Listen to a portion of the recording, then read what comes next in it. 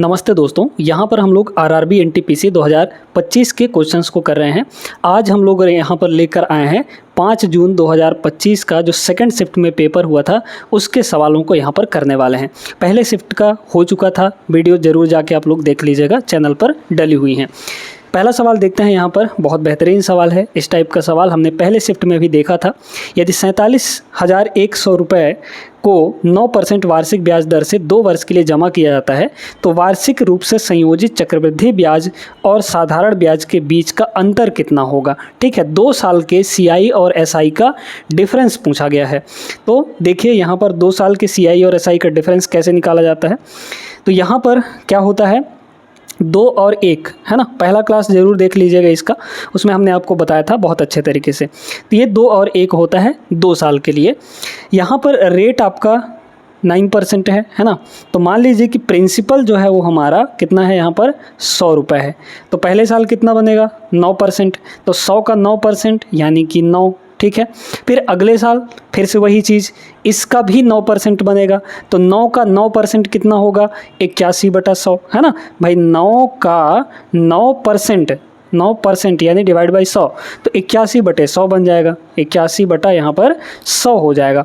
अब ये जो पहला वाला होता है इसको छोड़कर बाकी जो बचे हुए हैं वो हमारे सीआई और एसआई के अंतर होते हैं।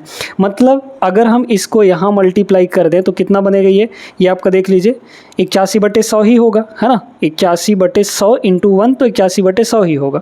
ये आपके 2 साल के सीआई एसआई का अंतर है। मतलब हमें यही वैल्यू चाहिए। हमें क्या दिया है यहाँ पर, हमें दिया गया है मूलधन। तो मूलधन 100 की वैल्यू दी गई है, इसकी वैल्यू हमें चाहिए। ठीक है, 100 की वैल्यू कितनी है यहाँ पर, तो 1 की वैल्यू कितनी हो जाएगी, 47,100 डिवाइड बाई 100। तो ये 100 की वैल्यू हुई, हमें इतने की वैल्यू चाहिए तो इससे मल्टीप्लाई कर दीजिए, यानी 81 डिवाइड बाई यहाँ पर 100 हो जाएगा। बस यही आपका CISI का अंतर होगा। काट दीजिए, 2 जीरो से आपका 2 जीरो कट जाएगा और ऊपर मल्टीप्लाई करना है यहाँ पर, तो मल्टीप्लाई कर लीजिए। ठीक है, पहले 1 से मल्टीप्लाई कर लीजिए, फिर 8 से मल्टीप्लाई कर लीजिए। अच्छा, 1 से मल्टीप्लाई करेंगे अगर, या फिर पहले 80 से मल्टीप्लाई कर देते हैं। ठीक है, तो 80 से मल्टीप्लाई अगर करेंगे तो पहले लगेगा 0, 8 एकम 8, 8 सत्ते 56, यानी यहाँ पर हो गया 6। ठीक है, फिर बचा 5, तो 8 चौके 32, 32 और 5 यहाँ पर हो गया 37, ये 80 हुआ। फिर एक बार और मल्टीप्लाई करना है तो एक बार और, यानी कि 471 हो जाएगा। दोनों को जोड़ लीजिए, डिवाइड बाई यहाँ पर हो जाएगा 100। कितना आ जाएगा देखिए, तो यहाँ पर 1, ठीक है, फिर 8 और 7 15, यानी कि 51 आएगा लास्ट में, और डिवाइड बाई 100 होगा। तो डिवाइड बाई 100 करेंगे तो 0.51 हो जाएगा, क्योंकि लास्ट का 2 डिजिट छोड़ के पॉइंट लगेगा। 0.51 कहाँ है, ऑप्शन नंबर बी में, ये आपका करेक्ट आंसर होगा। आगे चलते हैं दूसरे प्रश्न पर। दूसरा सवाल यहाँ पर देखिए, ये है मेंसुरेशन का। एक लंबवृत्तीय शंकु का वक्र पृष्ठीय क्षेत्रफल आपको दिया गया है। यहाँ पर इसके आधार का व्यास यानी कि डायमीटर 100 सेंटीमीटर है, तो शंकु की ऊंचाई कितनी होगी। पहले यहाँ पर हम आपको शंकु बना के बताते हैं। ये है दोस्तों शंकु। ठीक है, तो इसका जो बेस होता है वो कैसा होता है, सर्कुलर होता है। ये आपका रेडियस हो गया और ये आपका यहाँ पर हाइट हो गया। ठीक है, अब इसमें देखते जाइए क्या क्या चीज़ें दी गई हैं। आपको डायमीटर 100 सेंटीमीटर दिया है, मतलब यहाँ से यहाँ तक डायमीटर दिया है 100, तो रेडियस कितना हो जाएगा, 50 हो जाएगा, यानी ये आपका 50 हो गया। फिर बोला गया तथा इसके आधार, अच्छा शंकु की ऊंचाई निकालनी है, मतलब ये हाइट हमें यहाँ पर चाहिए है ना। ये होता है दोस्तों एल का मतलब यहाँ पर क्या हो जाएगा, तिर्यक ऊंचाई, स्लैंट हाइट है ना। अब इसका जो वक्र पृष्ठीय क्षेत्रफल दिया है, ये फॉर्मूला वैल्यू दिया गया है। अच्छा, वक्र पृष्ठीय क्षेत्रफल यानी कर्व्ड सरफेस एरिया का फॉर्मूला क्या होता है, शंकु के कर्व्ड सरफेस एरिया का फॉर्मूला होता है πRL। ठीक है, कितना होता है, πRL, πR इंटू L। अब बताइए, ये चीज़ तो दिया गया है आपको, कितना है 6500 है ना, और यहाँ पर पाई इज इक्वल टू, ये है पाई, रेडियस आपको पता है 50 है, इंटू हाइट एल आपको यहाँ से निकाल लेना है। तो 0 से तो पहले 0 कटेगा, पाई से आपका पाई कटेगा, 5 बार में ये भी कटेगा, मतलब 13 × 5 = 65, 130 आ गया। तो यहाँ पर जो लेंथ है वो कितना आ गया, 130। ये वाला आपका 130 आ गया है। अब इसमें यहाँ पे आपका राइट एंगल ट्रायंगल बनता है। तो जब राइट एंगल ट्रायंगल बनेगा तो यहाँ पे आप ट्रिपलेट लगा सकते हैं। देखिए 5 12 13, ये 50 नहीं, इसको 5 समझिए, ये 130 नहीं, इसको 13 समझिए, क्योंकि लास्ट में 1 1 0 ही है। तो 5 13, तो पक्का है कि ये आपका 12 होगा, मतलब यहाँ पर आपका 12 हो जाएगा, 12 यानी 120, ठीक है, क्योंकि इनमें भी 0 लगा था। तो हाइट कितनी हो गई? 120, option number first correct answer है। ट्रिपलेट्स अगर याद रहते हैं तो ऐसे सवालों को जल्दी लगा सकते हैं आप लोग। तीसरा सवाल देखिएगा, ये भी सिंपल सा ही सवाल है, भले इतना लंबा चौड़ा लिखा गया है। व्यक्तियों के एक समूह में पुरुष, महिलाएं और बच्चे शामिल हैं, उनमें से 20% पुरुष, 50% महिलाएं और बाकी बच्चे हैं। तो देखिए 20% यहाँ पर मेल हैं, 50% यहाँ पर फीमेल है, बाकी बच्चे कितने बचेंगे? 30%, क्योंकि टोटल 100% होना है। तो 20 और 50 70, 70 और 30 आपका यहाँ पर 100 हो गया, ठीक है। उनका औसत वजन आपको दिया गया है, इनका ले लीजिए रेशियो दोस्तों। तो यहाँ पर रेशियो आ जाएगा, रेशियो लेंगे तो 0 0 0 तीनों जगह से कट जाएगा। अच्छा, यहाँ पर पुरुषों का औसत वजन कितना है? मतलब एक पुरुष का यहाँ पर 45 kg है मेल का, एक फीमेल का यहाँ पर 60 kg है, और एक बच्चे का यहाँ पर औसतन 20 kg है। आपको क्या बोला है? समूह का औसत वजन, ठीक है। तो यहाँ पर तो पहले 0 0 इनको काटिए, है ना, ताकि हमको यहाँ कैलकुलेशन करते बने। अब देखिएगा एक का औसत वजन यहाँ पे 45 है, तो 2 का कितना हो जाएगा? यहाँ पर 45 दूना 90, ये हो गया 90, 60 पंचे 300, यहाँ पर 20 तियाँ, ये हो जाएगा 60, है ना।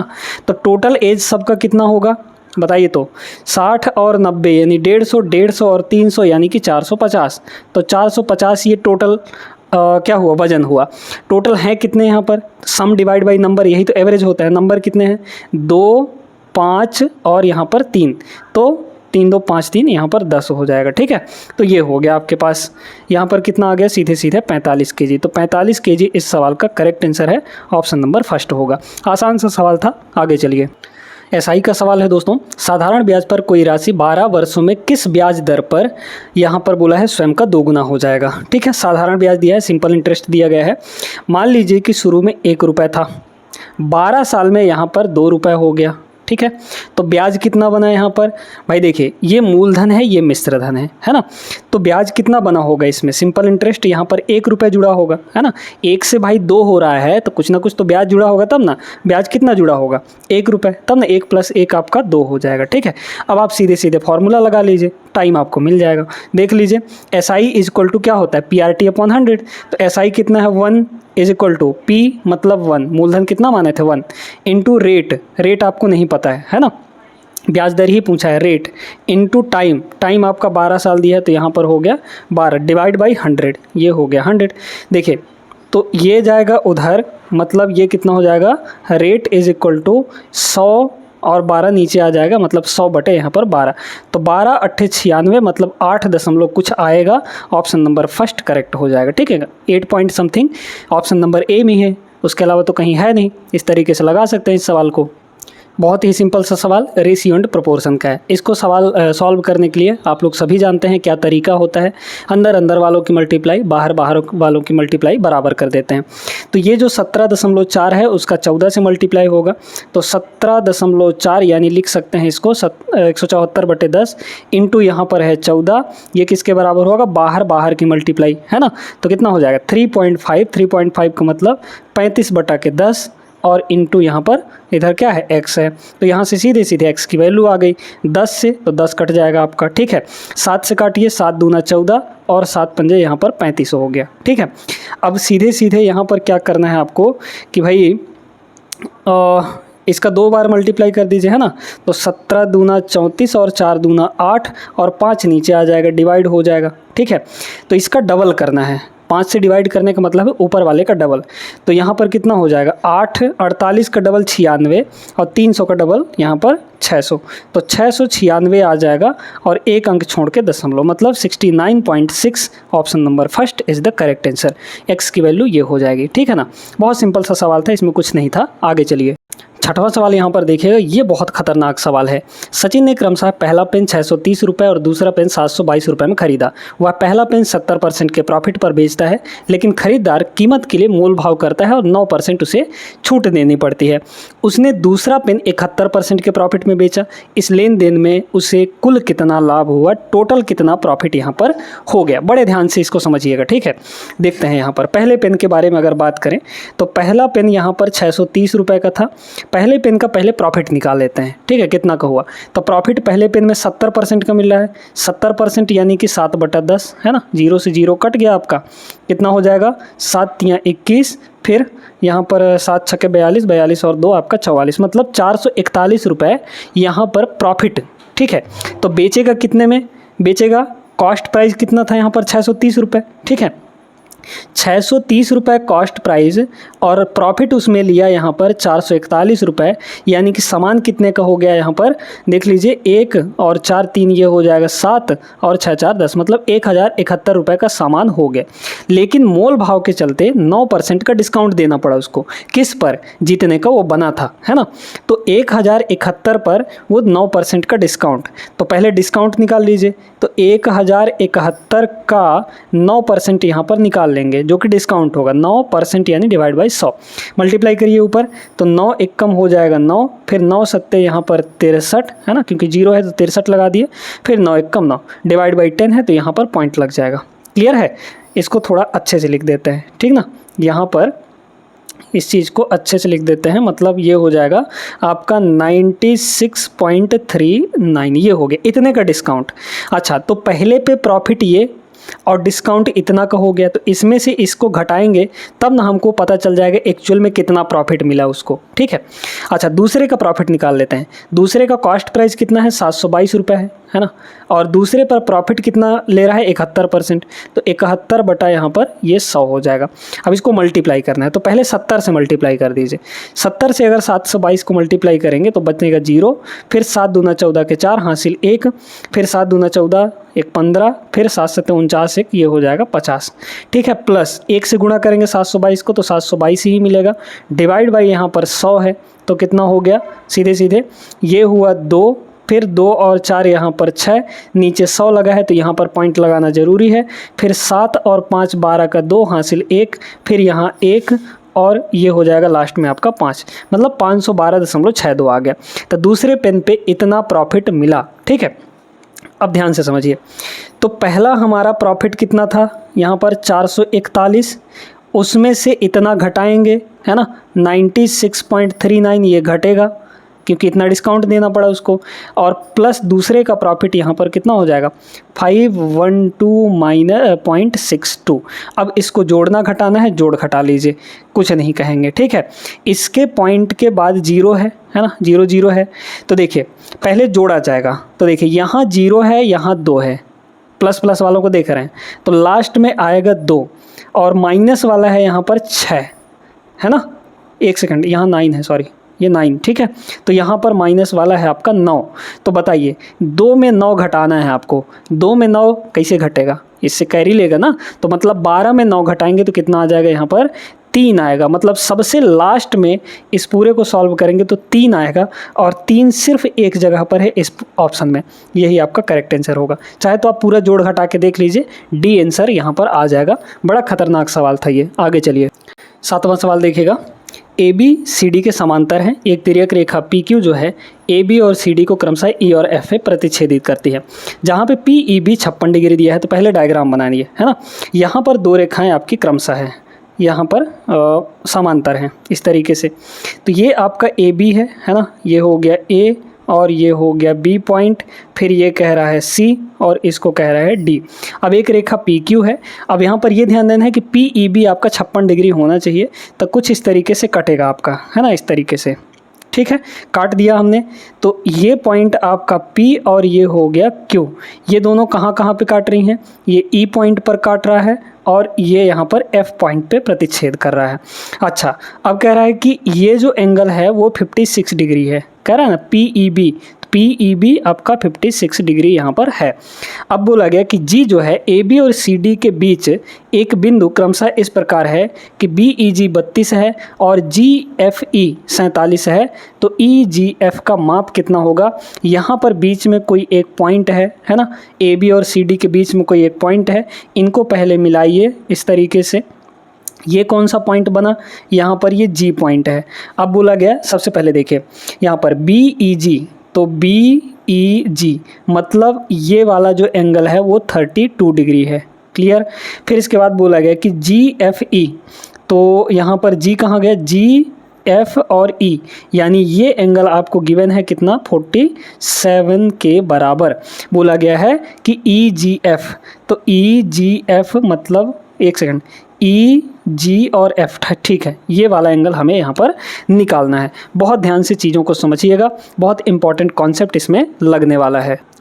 अगर हम लोग यहाँ पर देखें कि अगर हमें ये एंगल मिल गया तो हमारा सारा काम हो जाएगा, यही एंगल हमें निकालना है। अब अगर देखा जाए तो ये तीनों एंगल मिलाकर एक स्ट्रेट लाइन बना रहे हैं, मतलब ये तीनों एंगल का जो सम होगा वो 180 डिग्री के बराबर होगा। तो हम यहाँ पर कह सकते हैं कि 56 + 32 और ये वाला जो भी एंगल है, ठीक है, इन तीनों का सम कितना होगा यहाँ पर, तो 56 प्लस यहाँ पर 32 और प्लस यहाँ पर जो भी ये एंगल है, ठीक ना, इज इक्वल टू कितना होगा, 180 के बराबर। तो यहाँ से जो इस एंगल की वैल्यू है वो कितनी आ जाएगी, 180 में से इन दोनों घटा दीजिए, तो 180 और माइनस यहाँ पर हो जाएगा 6 2 8 और 5 3 8, मतलब 88 हो गया। तो पहले 180 में 80 घटाइए तो 100 पे आ गए, 8 और घटा दीजिए तो 92 पे आ गए, है ना। मतलब ये होगा आपका 92 डिग्री, ये वाला कितना होगा, 92 डिग्री यहाँ पर हो जाएगा, ये 92 डिग्री हो गया। अब हमें ये चाहिए, आप जानते हैं कि तीनों एंगल का सम एक ट्रायंगल के अंदर 180 होता है। तो 92 47 और ये वाला इसको मान लीजिए x, तो 92 और 47 कितना हो जाएगा, 7 2 9 9 4 13, मतलब 139 और प्लस x जो है ये सब मिलाकर आपका यहाँ पर 180 हो जाएगा। यानी x की जो वैल्यू है 180 में 39 घटा देंगे 139, तो 41 डिग्री सीधे सीधे आ जाएगा। 41 degree, option number D is the correct answer. बढ़िया सवाल था, आई होप समझ में आ गया होगा। वीडियो लाइक करना है। इस टाइप का सवाल आपके शिफ्ट 1 में भी देखने को मिला था और उसको करने का हमने स्मार्ट तरीका आपको बताया था। क्या दिया गया है, 26 40 22 और 34 में से प्रत्येक में x जोड़ा जाता है तो इस क्रम में प्राप्त संख्याएं समानुपात में होती हैं। इसका तरीका हमने बताया था कि ये जो x है जो जोड़ा जा रहा है उसकी वैल्यू निकालने के लिए। तो 26 और 40 शुरू में दिया है तो आप ऐसे लिखिए 26/40 इस तरीके से। बाकी 22 और 34 दिया है तो इनको भी लिख लीजिए 22 डिवाइड बाई यहाँ पर 34, ठीक है। अब क्या करना है, आपको डिफरेंस लेना है। डिफरेंस कैसे, इन दोनों का डिफरेंस कितना आएगा, 4 के बराबर। इन दोनों का डिफरेंस कितना आएगा, यहाँ पर 6 के बराबर आएगा, है ना, 34 6, ठीक है। अब सीधे सीधे इनका डिफरेंस देखिए कितना का डिफरेंस आएगा, यहाँ पर 40 में 26 अगर घटाएंगे तो 14 आ जाएगा, है ना। तो ये हो गया आपका 14। यहाँ कितने का डिफरेंस है, 2 का डिफरेंस है। ये 14 इस डिफरेंस को छूना भी नहीं है, इतने के ही बराबर यहाँ पर डिफरेंस बनाना है आपको। तो 14 बनाने के लिए इस 2 को किससे मल्टीप्लाई करना पड़ेगा, 7 से। 7 का ऊपर गुणा करना है ना, ऊपर और नीचे दोनों। तो 7 चौके ये हो गया 28 और नीचे हो जाएगा 7 छक्के यहाँ पर ये 42, ठीक है। अब आपको साफ साफ दिख रहा होगा कि क्या जोड़ा गया है। तो 26 से 28 हो रहा है और 40 से यहाँ पर 42 हो रहा है, यानी क्या जोड़ा गया है, तो 2 जोड़ा गया है। 26 में 2 जोड़ेंगे तो 28 मिलेगा, 40 में 2 जोड़ेंगे तो 42 मिलेगा। यानी जोड़ने वाली जो संख्या है यानी x की वैल्यू हमारे पास 2 है। अब सीधे सीधे इसमें रख दीजिए। देखिए आप सभी जानते हैं कि बीच का मल्टीप्लाई यानी y इंटू वाई y² होगा, इज इक्वल टू बाहर बाहर की मल्टीप्लाई, है ना। तो यहाँ 4x, तो x की वैल्यू 2 है तो ये हो जाएगा 4 दूना के 8। फिर मल्टीप्लाई यहाँ पर देखिए ये हो जाएगा आपका 7 दूना 14 14 और यहाँ पे आपका प्लस होगा, ठीक है, ये प्लस सॉरी माइनस होगा, यहाँ पर देख लीजिए माइनस दिया गया है तो ये आपका माइनस है। तो अगर माइनस करेंगे यहाँ पर तो 7 दूना 14 और माइनस 6, 14 माइनस 6 यानी कि 8 हो गया। तो y की वैल्यू यहाँ से डायरेक्टली 8 के बराबर आ गया। Option number D is the correct answer. आगे चलते हैं अगला सवाल पे। देखिएगा इस टाइप का सवाल हमने एक ठो किया हुआ है, ठीक है। शुरू में ही एक लंबवृत्तीय शंकु है तो शंकु यहाँ पर बना लीजिए, है ना। ये रहा हमारे पास शंकु, सारी चीज़ें यहाँ पर दी गई हैं आपको, ठीक है। तो यहाँ पर ये हो गया कुछ इस तरीके से और यहाँ से ऐसे लंब खींच दीजिए। रेडियस आपको पता है, व्यास अगर 144 दिया है तो 144 का आधा कितना हो जाएगा, 72। ये आपके पास यहाँ पर 72 है। अब बात करते हैं इसकी हाइट हमें यहाँ पर निकालनी है। यहाँ पर L हो जाएगा यानी कि स्लैंट हाइट। अब आप जानते हैं कि वक्र पृष्ठीय क्षेत्रफल कितना होता है, πr_l, है ना। तो यहाँ पर दिया कितना है 5400 पाई, ये जो होगा πr_l के बराबर होगा। पाई इंटू रेडियस आपका यहाँ पर 72 है इंटू यहाँ पर L हो गया। तो देख लीजिए कितना हो जाएगा, यहाँ पे पाई से पाई आपका कट गया, 27 दूना 54 नहीं तो 9 से काट दीजिए तो ये 9 छक्के हो जाएगा 54 मतलब 600, 9 अट्ठे ये हो गया 72। तो L की वैल्यू अच्छा 8 से कट जाएगा क्या, 8 सत्ते 56, 8 पंचे 40, ठीक है। 8 से इसको काटेंगे तो 8 सत्ते 56, 8 पंचे 40 यानी कि L की वैल्यू 75 आ गई। ये वैल्यू आपकी 75 होगी, ठीक है। अब यहाँ पर बड़े ध्यान से आपको समझना है, ठीक है, ध्यान से इसको समझिएगा। देखिए दोस्तों, हमारे पास जो ट्रिपलेट होता है वो होता है, क्योंकि यहाँ पे राइट एंगल ट्रायंगल बनेगा, 7, 24 और 25, ठीक है। 7, 24 और 25 ये आपके ट्रिपलेट होते हैं, यानी कि राइट एंगल ट्रायंगल के साइड होते हैं। ये बेस, ये हाइट, ये आपका यहाँ पर क्या हो जाएगा, हाइपोटेनस, ठीक है। अब इनका जो मल्टीपल होगा वो भी आपके ट्रिपलेट होंगे, ठीक है। तो यहाँ पर बड़े गौर से देखिए कि ये 72 है, ये 75 है, मतलब 24 का 3 गुना होता है, कितना 3 गुना होता है यहाँ पर 72, और 25 का 3 गुना होता है यहाँ पर 75, है ना। तो 72 और 75 तो दिया गया है, मतलब 3 से मल्टीप्लाई हो रहा है ना, तो इसका भी 3 से मल्टीप्लाई हो जाएगा यानी कि 21, ठीक है। तो यहाँ पर 3 से इसको मल्टीप्लाई कर देंगे तो 21 आ जाएगा। मतलब ये जो है ये आपका हाइट होगा, यानी 7 यूनिट की वैल्यू होगी, और 7 की वैल्यू है कितनी यहाँ पर, 21 के बराबर। तो 21 सेंटीमीटर आ जाएगा यहाँ पर। Option number first is the right answer. Time and distance का सवाल है, बढ़िया सवाल। 37 किलोमीटर की दूरी तय करते समय एक व्यक्ति ने देखा कि 1 घंटा 5 मिनट तक साइकिल चलाने के बाद उसके द्वारा तय की गई दूरी शेष दूरी की 4/3 है, ठीक है। उसकी चाल कितनी होगी ये निकालना है। देखिए बहुत ध्यान से इसको समझिएगा कि चाल जो होता है वो डिस्टेंस अपॉन टाइम होता है। हमें सबसे पहले यहाँ पर डिस्टेंस, टाइम आपको पता है 1 घंटे 5 मिनट, डिस्टेंस निकालना है। तो उसके द्वारा जो तय की गई दूरी है, यानी डिस्टेंस जो है, डिस्टेंस वो कितनी है, शेष दूरी का 4/3 है ना। तो यहाँ पर 4/3 दिया गया है, यानी कि ये शेष दूरी है, ठीक है। क्या बोला है, शेष दूरी का बोला है, तो उसकी वैल्यू नीचे रहेगी। ये आपकी शेष दूरी है, और ये जितना ये वो दूरी है जितना वो चला है, ठीक है, अभी तक। अब ये बताइए, तो चला 4 और यहाँ पर बचा है 3, तो टोटल कितना हो जाएगा, 4 और 3 यहाँ पर 7, और टोटल है कितनी दूरी यहाँ पर, 37 किलोमीटर। तो 7 की वैल्यू 37 है, तो 1 की वैल्यू कितनी हो जाएगी, 37/7 किलोमीटर। चला कितना है यहाँ पर, 4 यूनिट, तो 4 से मल्टीप्लाई कर देंगे, यानी कि चली गई दूरी हमें मिल गई, ठीक है, ये मिल गया। तो इसको मल्टीप्लाई करिए, चाहे मत करिए, अभी बस रहने दीजिए। तो चली हुई दूरी ये रही आपके पास। तो चली हुई दूरी कितनी हो गई, 37 × 4 / 7 ये दूरी है। हमें क्या निकालना है, speed. Speed equal to distance upon time. Time कितना है, 1 घंटा 5 मिनट। इसको घंटे में बदल लीजिए, 1 घंटा और प्लस 5 मिनट का मतलब होता है 1/12, है ना। 5 मिनट का मतलब 1/12। कैसे, 5/60 करेंगे तो घंटे में बदलेगा, 5/60 यानी 1/12, मतलब 12 × 12 एक 13/12 हो गया ये। तो टाइम कितना हुआ, 13 / यहाँ पर 12। इसको कैलकुलेट करिए, ये 12 आपका ऊपर जाएगा। तो देखिए पहले 37 × 4 कर लीजिए, 3 चौके 12, 120, 7 चौके 28, 120 और 128, 148 आ जाएगा, है ना, 148। ये 12 आपका ऊपर जाएगा तो मल्टीप्लाई होगा, और नीचे आ जाएगा ये 7 और 13। भाई नीचे तो 13 ही रहेगा और ये 7 भी रहेगा, तो 13 सत्ते यहाँ पर 91। कैलकुलेटिव है सवाल ये, 12 को मल्टीप्लाई करिए यहाँ पर, है ना। अप्रॉक्सीमेट वैल्यू दिया है दोस्तों, इसलिए इसमें DS नहीं लगा सकते।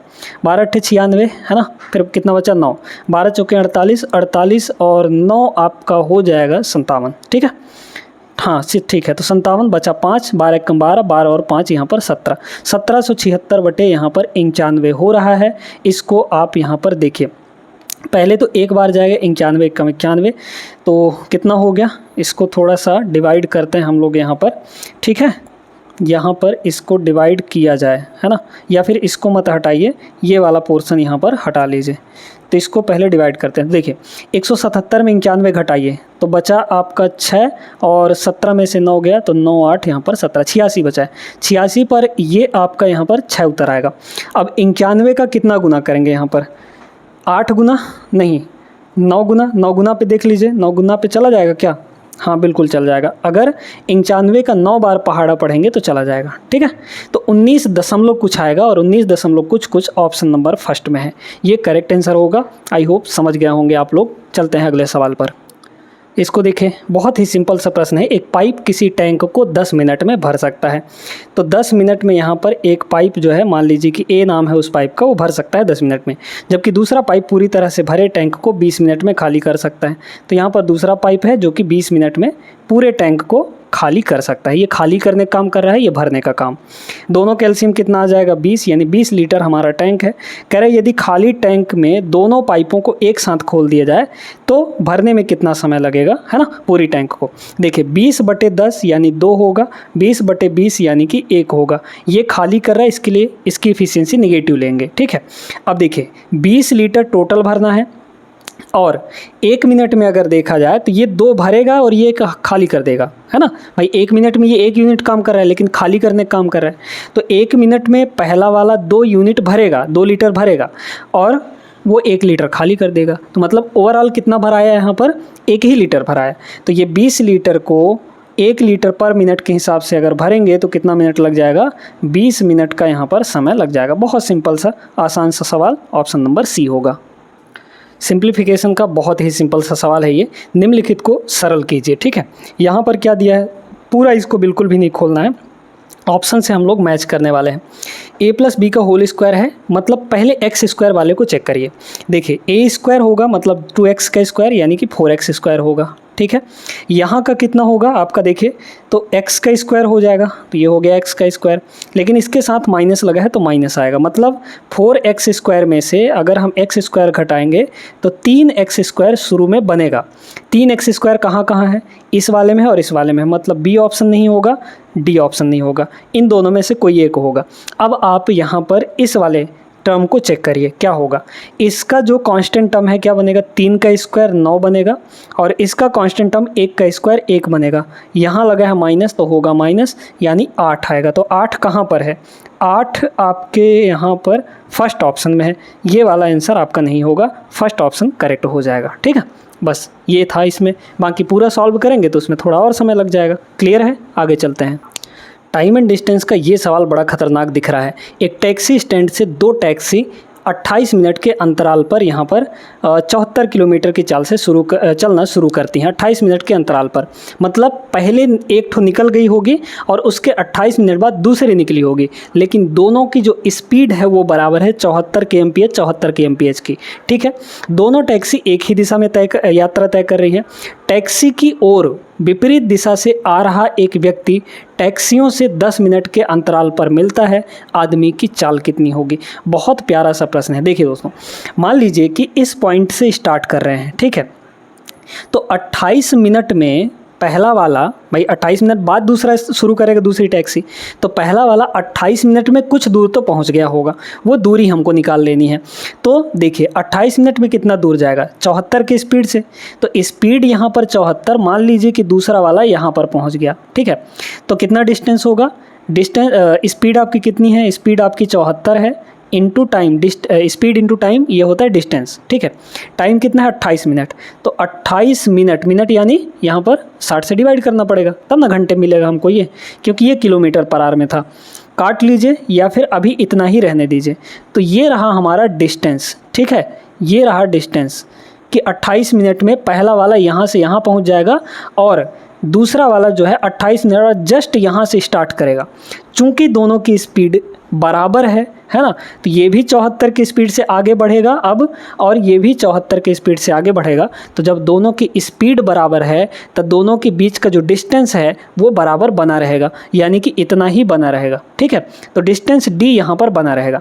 अब इसमें बोला गया कि सामने से एक आदमी आ रहा है, ठीक है।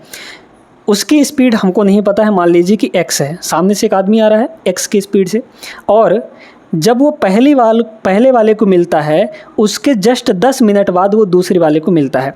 मतलब वो जो आदमी यहाँ से यहाँ तक क्रॉस किया, पहले वाले टैक्सी से दूसरे वाले टैक्सी को क्रॉस किया, तब उसको 10 मिनट का टाइम लगा। क्लियर है, ये बात समझ गए। तो अब चूंकि इनका डिस्टेंस तो नहीं चेंज हो रहा है, तो मतलब इसी डिस्टेंस को यहाँ से लेकर यहाँ तक उसको चलने में कितना समय लग जाएगा, ये 10 मिनट है। और जब टाइम आपको दे रखा है तो सीधे सीधे हम लोग यहाँ पर निकाल सकते हैं स्पीड किसकी, आदमी की। अब बताइए रिलेटिव स्पीड यहाँ पर लगेगा। रिलेटिव स्पीड कैसे भाई, ये दोनों चल रहे हैं 74 के स्पीड से इधर, ठीक है, 74 की स्पीड से चल रहे हैं, ये उधर से आ रहा है x के स्पीड से। तो स्पीड चूंकि दोनों विपरीत दिशा में है तो विपरीत दिशा में रिलेटिव स्पीड जुड़ जाता है। सेम डायरेक्शन में रिलेटिव स्पीड घटेगा और विपरीत दिशा में रिलेटिव स्पीड जुड़ जाएगा। तो इनकी स्पीड कितनी हो गई, 74 + x हो गई, है ना। Relative speed 74 + x, speed equal to distance upon time होता है। डिस्टेंस कितना है यहाँ पर, ये वाला डिस्टेंस, क्योंकि इसी को कवर करेगा वो। तो यहाँ पर हो गया 74 × 28 डिवाइड बाई यहाँ पर 60, ये हो गया डिस्टेंस अपॉन टाइम, ठीक है, डिवाइड बाई टाइम। तो डिवाइड बाई टाइम यहाँ पर कितना है, 10 मिनट का है, ठीक है। तो 10 मिनट, ठीक है, 10 मिनट, मिनट का मतलब यहाँ पर डिवाइड बाई 60 कर देंगे, बस कट गया, है ना। 60 से ये 60 आपका कट जाएगा, इन दोनों को मल्टीप्लाई करके डिवाइड बाई 10 कर देंगे। तो सीधे सीधे यहाँ पर मल्टीप्लाई कर लीजिए, है ना। पहले हम लोग क्या करें कि 30 से मल्टीप्लाई कर देते हैं, 74 को 30 से मल्टीप्लाई कर देते हैं और फिर उसमें 2 गुना घटा देंगे, है ना। 28 को 30 - 2 लिख सकते हैं, 30 से गुणा करिए तो हो जाएगा 0, और 3 चौके 12 का 2 हासिल 1, 3 7 21, 21 और 1 यहाँ पर 22। उसमें से घटाना कितना है, 74 का दुगुना, 74 का दुगुना होगा 7 दूना 14 और ये हो जाएगा। घटा लेंगे, डिवाइड बाई 10 अभी आपको करना है। तो कितना हो गया यहाँ पर, 10 में से 8 गया 2 हो जाएगा, 11 है ना, 11 में से यहाँ पर 4 गया तो 7 हो गया, फिर यहाँ 1 बचा होगा मतलब 21, तो 21 में 1 गया तो यहाँ पर 20 हो गया, ये हो गया। डिवाइड बाई 10 करेंगे क्योंकि ये 10 बचा हुआ है तो इतना आ जाएगा। तो x की जो वैल्यू है यहाँ पर, इस पूरे की वैल्यू 207.2 है, और ये 74 उधर जाके घट जाएगा, यहाँ हो गया 74, है ना, ये हो गया 74। तो लास्ट में यहाँ पर 0.2 आएगा क्योंकि ये 0.0 है, तो 2 में से 0 घटाएंगे तो यहाँ पर 0.2 आ जाएगा, और बाकी इनको घटाएंगे तो 7 में से 4 गए यहाँ पर 3, और 20 में 7 गया 13 हो जाएगा। तो 133.2 is the correct answer, option number D. बढ़िया सवाल था, आई होप समझ गए होंगे आप लोग। चलते हैं अगला सवाल पे। इस सवाल को देखिए, बहुत अच्छा सवाल है। m का वह मानक ज्ञात कीजिए जिसके लिए ये पूरा इक्वेशन सेटिस्फाई हो जाए, ठीक है। ये रहा m, अब इसको निकालना है हमें। देखिए 29/4, 4/29 और यहाँ है 29/4, लेकिन इसके बराबर में आपको 4/29 दिया है। मतलब इधर वाले सारे बेस को हमको 4/29 में बदल लेना है क्योंकि उधर 4/29 है। आप सभी जानते हैं एक फॉर्मूला कि अगर a/b है और इसके पावर में कुछ भी दिया है, ठीक है, जैसे ही हम बेस को रेसिप्रोकल करेंगे यानी कि b/a लिखेंगे तो यहाँ पर पावर का साइन चेंज हो जाएगा, ठीक है। मतलब -m, +m रहेगा तो -m और -m रहेगा तो +m हो जाएगा। चलिए ये तो नहीं चेंज होगा, इसको अगर चेंज करेंगे तो ये 4/29 जैसे ही होगा, है ना, 4/29 जैसे ही होगा, यहाँ पर पावर का साइन चेंज हो जाएगा यानी -3। ये तो एज इट इज रहेगा 4/ यहाँ पर 29 और पावर में यहाँ पर 2 है। ध्यान से देखते जाइएगा, इसको भी चेंज करेंगे मल्टीप्लाई करके तो 4/29 ये भी होगा, तो इसका भी पावर यहाँ पर -11 हो जाएगा। अभी उधर वाले को रहने दीजिए, इनको सॉल्व करना है। 4 4 4 29 29 29, सब में 4/29 4/29, बेस आपका सेम है। तो जब बेस आपका सेम होता है और मल्टीप्लाई हो रहा हो तो पावर आपस में जुड़ जाते हैं। पावर जुड़ेंगे तो कितना हो जाएगा बताइए, -3 और +2 करेंगे तो -1 आएगा, -1 और -11 यानी कि माइनस का यहाँ पर 12 हो जाएगा, ठीक है। माइनस का 12 इज इक्वल टू इधर कितना है आपके पास 4/29 और पावर में यहाँ पर है 9m + 7। क्या यहाँ 4/29 यहाँ 4/29 बराबर नहीं है क्या? बेस बराबर है तो पावर भी इक्वल होने चाहिए। मतलब यहाँ से इसका पावर और इसका पावर दोनों को बराबर कर देंगे तो 9m + 7 is equal to minus का 12 हो जाएगा। तो m की वैल्यू यहाँ से हो गई, ये उधर चला जाएगा तो 12 और 7 आपका हो जाएगा 19, मतलब माइनस का 19 डिवाइड बाई 9, 19/9 माइनस का ऑप्शन नंबर सी करेक्ट होगा। ठीक है, बढ़िया प्रश्न था, आगे चलते हैं। ये सवाल दोस्तों थोड़ा सा नया बनाने का प्रयास किया गया है ना। पाइप एंड सिस्टम का है। 2 पाइप ए और बी 3700 लीटर की एक टंकी को क्रमशः 9 घंटे और 6 घंटे में भर सकते हैं। ठीक है, ए जो है और बी ये क्रमशः ये 9 घंटे में भर सकता है, ये 6 घंटे में। तो 9 और 6 का एलसीएम कितना हो जाएगा, टोटल कैपेसिटी एलसीएम आपका 18 आ गया, ठीक है। लेकिन एक्चुअल में टोटल कैपेसिटी कितनी दी गई है, 3700। 18 की वैल्यू यहाँ पर 3700। बड़े ध्यान से देखते जाएगा, सवाल तगड़ा है, ठीक है। अब इसमें कह रहा है कि उन्हें एक साथ खोल दिया जाए तो 6400 लीटर की एक खाली टंकी को भरने में कितने घंटे लगेंगे। बहुत ध्यान से देखना, ये 18 है, 18/9 करेंगे तो एफिशिएंसी 2, 18/6 करेंगे तो एफिशिएंसी 3। ये 1 घंटे में 2 यूनिट भरता है, ये 1 घंटे में 3 यूनिट भरता है, ठीक है। हमको भरना कितना है, अगर इसको देखा जाए तो देखिए 3700 की वैल्यू आपका 18 है, हमें 6400 लीटर भरना है। तो 6400 की वैल्यू कितनी हो जाएगी बताइए, तो 1 की वैल्यू कितनी होगी यहाँ पर, इस 37 को नीचे ले आइए, है ना। तो 18 बटे यहाँ पर हो जाएगा 3700, ठीक है। ये हो गया मल्टीप्लाई, क्योंकि भाई हमें 6400 की वैल्यू चाहिए, तो 6400 की वैल्यू मल्टीप्लाई कर देंगे यहाँ पर 64, इतना भरना है हमें। तो 2 0 से 2 0 कट जाएगा, और यहाँ पर कुछ तो कटेगा नहीं, कटेगा जब नहीं तो ऊपर है 18 इंटू यहाँ पर 64 डिवाइड बाई ये हो जाएगा 37। अब बड़े ध्यान से देखना है, हमको इतना ही भरना है, हमको इतना ही भरना है। और 1 घंटे में दोनों मिलकर कितना भरेंगे, ये 2 यूनिट ये 3 यूनिट, यानी कि दोनों मिलकर 1 घंटे में 5 यूनिट भरेंगे। तो यहाँ से डायरेक्टली टाइम निकालने के लिए टाइम इज इक्वल टू क्या होता है, वर्क अपॉन इफिशियंसी। इतना भरना है डिवाइड बाई यहाँ पर दोनों की इफिशियंसी 5 हो जाएगी, ठीक है। तो बस 18 गुणे यहाँ पर 64 डिवाइड बाई ये हो जाएगा 37, और डिवाइड बाई 5 करेंगे तो यहाँ पर 5 आ जाएगा। तो 37 पंचे बस आप देख लीजिए, क्योंकि कुछ तो कटेगा नहीं, और आपके ऑप्शन उसी तरीके से दिए गए हैं। अच्छा 1 सेकंड, ठीक है। 8 चौके 32, मतलब नीचे तो आपका 185 आएगा, फिक्स है, 185 सभी में दिया है। यूनिट डिजिट लगाइए, 8 और 4 यानी 8 चौके 32, ऊपर आपका 2 आना चाहिए शुरू में। यहाँ 9 है, यहाँ 2 है, यहाँ 9 है, यहाँ 3 है, तो 2 सिर्फ इसी में है, यही आपका हो जाएगा आंसर। यानी 1152 divide by 185 is the correct answer. I hope सभी लोग को क्लियर हो गया होगा। चलते हैं अगले प्रश्न में। ये तो आपका सीधे सीधे रेशियो का सवाल है। क्या दिया गया है, x बटे वाई 2/5 है, ठीक है। x डिवाइड बाई वाई यहाँ पर कितना है, 2/5, क्लियर है। फिर कह रहा है y बटे Z, y divide by Z जो है वो आपका 4/7 यहाँ पर 7 है, ठीक है। यहाँ y की वैल्यू 5 है, यहाँ y की वैल्यू 4 है, नाइंसाफ़ी हुई, दोनों को बराबर करिए। 4 और 5 कैल्शियम 20 होता है, 20 दोनों को बनाना है। तो यहाँ 4 से मल्टीप्लाई, मतलब यहाँ भी 4 से मल्टीप्लाई, ठीक है। इसको 20 बनाने के लिए यहाँ 5 से मल्टीप्लाई, तो नीचे भी 5 से मल्टीप्लाई। अब बराबर हो गया, y की वैल्यू 20 यहाँ भी है, y की वैल्यू 20 यहाँ भी है, तो z की वैल्यू 7 पंजे 35 और x की वैल्यू यहाँ पर कितनी हो गई, 4 दूना 8, ठीक है। अब देखिए बड़े ध्यान से समझना है, कह रहा है 15120 को एक्स वाई जेड तीनों में वितरित किया जाता है, तो एक्स वाई जेड की सबकी धनराशियाँ बतानी है। देखिए टोटल कितना होगा, एक्स है आपका 8, वाई है आपका 20 और जेड है आपका 7 पंजे 35। तो टोटल रेशियो में कितना हुआ, 20 और 8 28, या फिर ये हो गया 55। 55 को अगर हम लोग जोड़ दें 8 से तो 8 5 13 यानी कि 63, तो 63 हुआ। और 63 टोटल रेशियो में 63 हुआ टोटल पैसा, और एक्चुअल में टोटल पैसा कितना है यहाँ पर 15120, ठीक है। 63 की वैल्यू ये हो गई। तो हमें सिर्फ एक का निकालना है, क्योंकि सब अलग अलग दिया गया है, तो किसी एक की वैल्यू निकाल लीजिए आप लोग, ठीक है।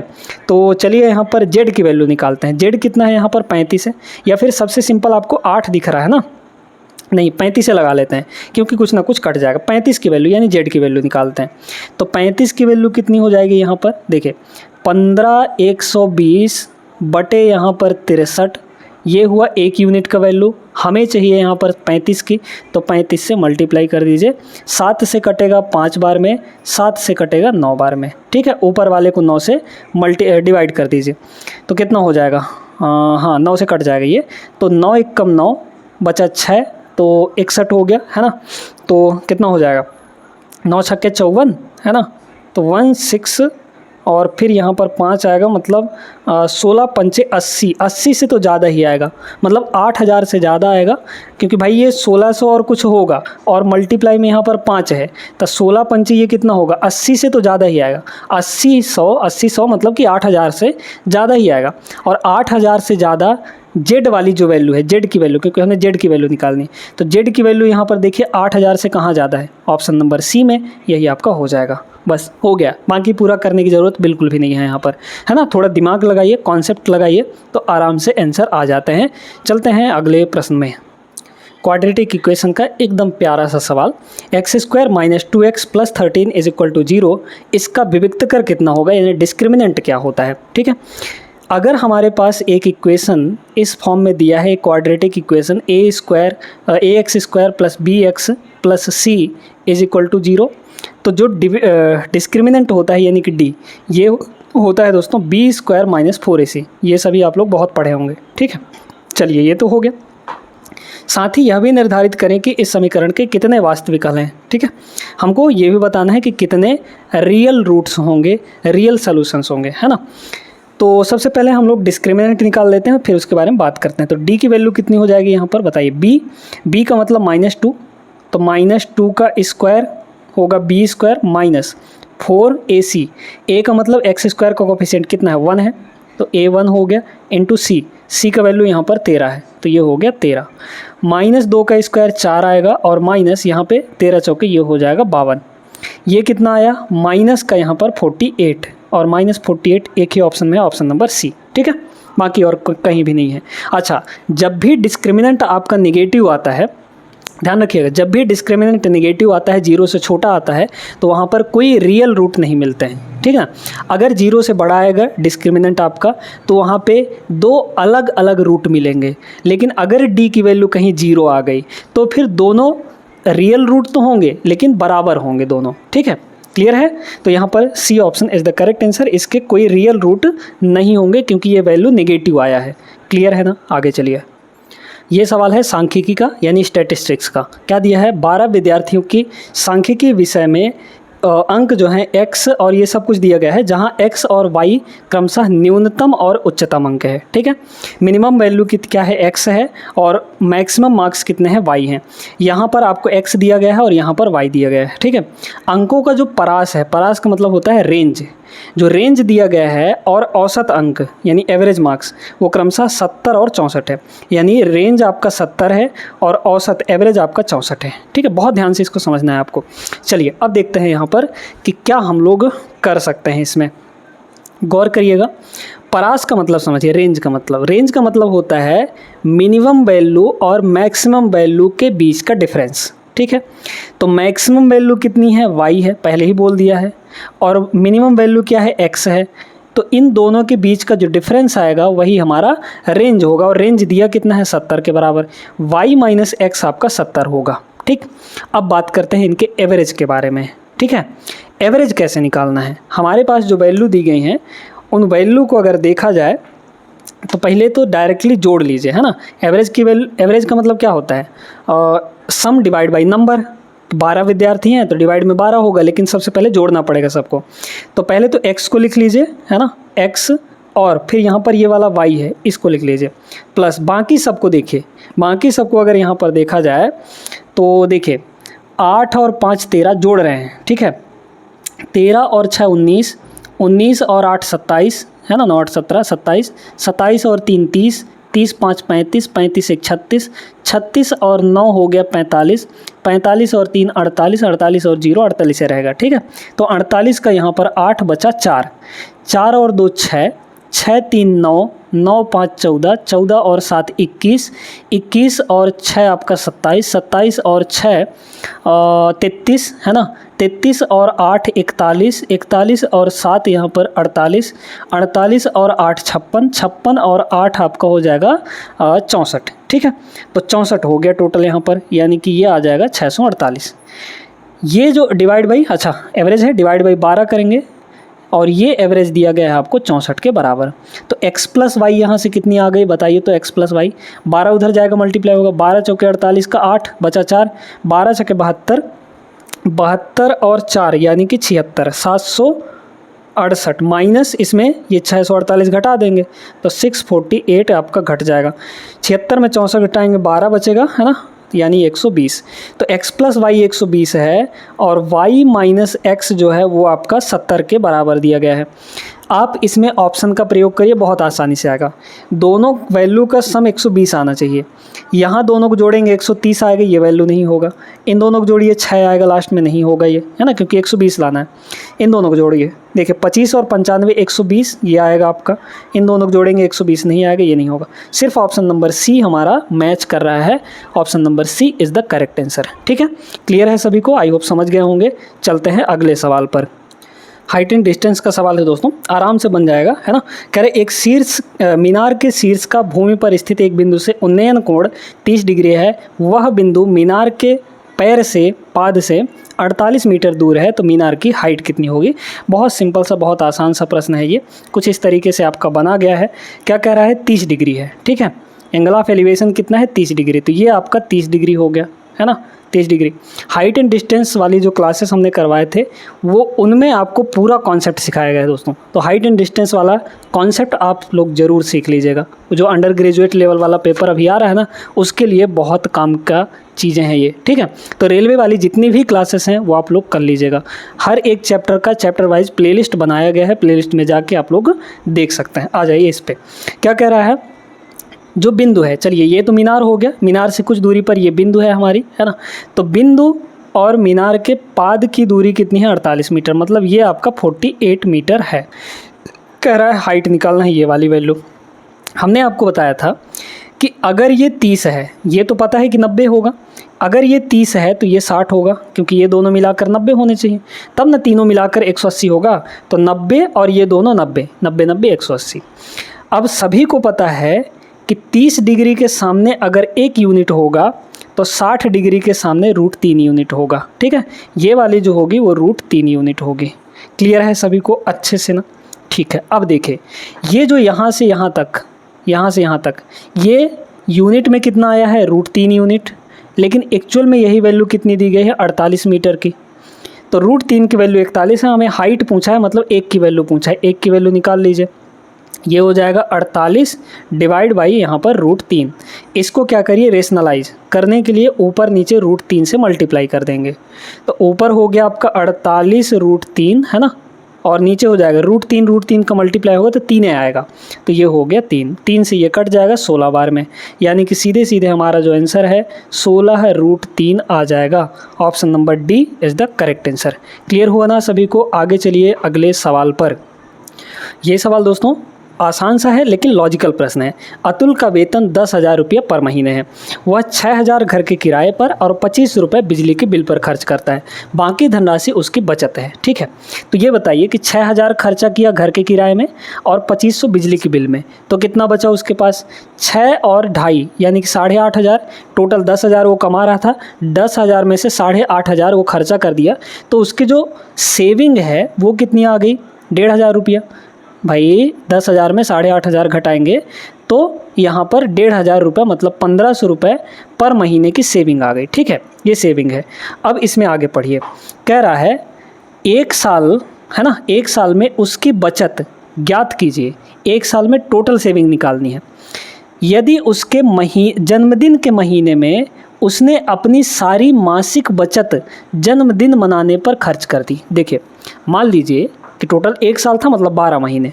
12 महीने से जिस महीने में उसका बर्थडे था उस महीने का जो सारा सेविंग था उसने अपने जन्मदिन मनाने पर खर्च कर दी। तो 1 महीने में वो कितना बचा रहा था? 1,500 बचा रहा था। इस 1,500 रुपये को उस महीने वो खर्च कर दिया जिस महीने उसका बर्थडे था, है ना। तो 1,500 रुपये खर्च हो गया 1 महीने का। तो बचाएगा कितना?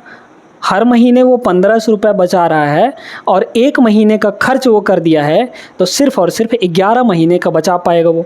तो 11 से इसको मल्टीप्लाई कर दीजिए, बस आ गया आपका आंसर 16,500। 16,500 रुपये उसकी साल की 1 साल की बचत होगी। ऑप्शन नंबर डी करेक्ट होगा। लॉजिकल था, अच्छा सवाल। आगे चलिए। चलिए इस सवाल को देखिए। इस टाइप का सवाल हमने शिफ्ट 1 में भी कराया था।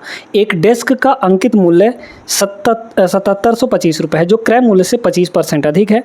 इसे अंकित मूल्य पर 4% की छूट पर बेचा जाता है। प्रॉफिट परसेंट निकालना है। देखिए आपको एक फार्मूला बताया था, सीपी से एमपी का जो रेशियो होता है, सीपी से एमपी का जो रेशियो होता है, यानी कॉस्ट प्राइस और मार्केट प्राइस का रेशियो, वो होता है 100 माइनस डी, यानी डिस्काउंट अपॉन 100 प्लस पी। ये होता है दोस्तों, बस निकाल लीजिए। यहाँ पर क्रय मूल्य कितना दिया है, 25% से अधिक, है ना। क्रय मूल्य से 25% अधिक, 25% की फ्रैक्शन वैल्यू होती है 1/4। ये आपका सीपी है, क्योंकि क्रय मूल्य से बोला है तो जिससे बोला जाता है उसकी वैल्यू नीचे रहती है। कौन, अंकित मूल्य। तो इससे कितना अधिक, 4 से 1 अधिक हो जाएगा हमारा एमपी। एमपी कितना हो गया, 4 से 1 अधिक यानी 5। इसका कोई काम नहीं है यहाँ पर, ठीक है। चलिए अब देखिए, तो सीपी कितना है, 4 है। एमपी कितना है यहाँ पर, 5 यूनिट है, is equal to 100 minus D. Discount कितना है यहाँ पर, 4 है, तो 100 माइनस 4 यानी कि 96, है ना। यहाँ पर कितना हो जाएगा, ये 100 प्लस पी हो जाएगा। अब देखिए इसको डायरेक्टली आप लोग कर सकते हैं। 4 की वैल्यू यहाँ पर कितनी दिख रही है, 96, है ना। तो कितना बार चला जाएगा, 4 दूना 8, 4 चौके 16, मतलब 24 गुना है ये, ठीक है। ये कितना गुना है, 24 गुना है। तो 5 की वैल्यू यहाँ पर भी ये 24 गुना होगी, तो 5 गुणे 24 कर देंगे अगर हम लोग, तो 120 आ जाएगा, है ना। देखिए तो 100 प्लस पी की वैल्यू 120 है, 100 प्लस पी की वैल्यू 120 है, मतलब प्रॉफिट कितना आ गया, 120 माइनस 100, 20%। 20% का प्रॉफिट होगा। Option number B is the correct answer. तो ये चीज़, ये जो फॉर्मूला है ये यहाँ पर बहुत इंपॉर्टेंट है, ठीक है ना। आगे चलते हैं अगले सवाल पर। इस सवाल को देख लीजिए। बाकी के जो सवाल है दोस्तों वो यहाँ पर बहुत आसान थे, क्योंकि यहाँ पर एक शिफ्ट में 30 प्रश्न पूछे जाते हैं, तो यहाँ पर एक्चुअली हमने 23-24 प्रश्न किए हैं। बाकी के सारे सवाल वो जो बहुत आसान थे उनको हमने स्किप कर दिया है।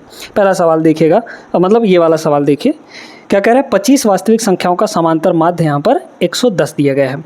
यदि 10 संख्याओं में से प्रत्येक में 12.5 की वृद्धि की जाती है, अन्य 10 संख्याओं में प्रत्येक में 15 की वृद्धि की जाती है, तथा यहाँ पर शेष 5 संख्याओं में कोई परिवर्तन नहीं होता, तो समांतर माध्य का नया मान कितना होगा। देखिए 25 संख्याओं की टोटल वैल्यू कितनी होगी बताइए, क्योंकि माध्य का मतलब एवरेज 110 है ना।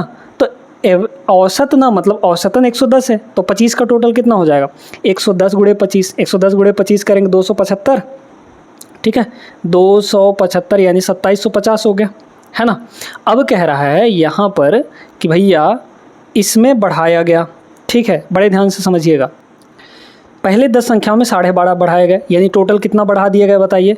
इसमें कितना बढ़ गया, 12.5 गुणे 10 करेंगे, 12.5 गुणे 10 करेंगे तो 125 हो जाएगा, ये हो गया 125, ठीक है। 10 संख्याओं का टोटल 125 बढ़ गया। फिर कह रहा है बाकी के 10 संख्याओं में 15 बढ़ाया गया, तो 15 गुणे 10 यानी कि 150 बढ़ गया टोटल, ठीक है।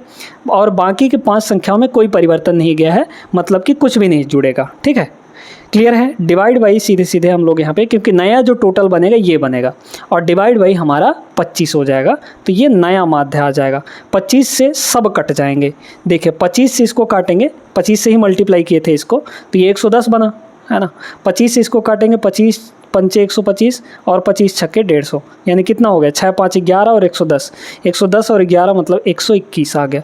तो 121 नया माध्य होगा। Option number first is the correct answer. I hope दोस्तों ये सेशन आपको पसंद आया होगा। वीडियो अच्छी लगी हो तो लाइक कर दीजिए, चैनल को सब्सक्राइब कर लेना है। मिलते हैं अगले क्लास में, तब तक के लिए जय हिंद।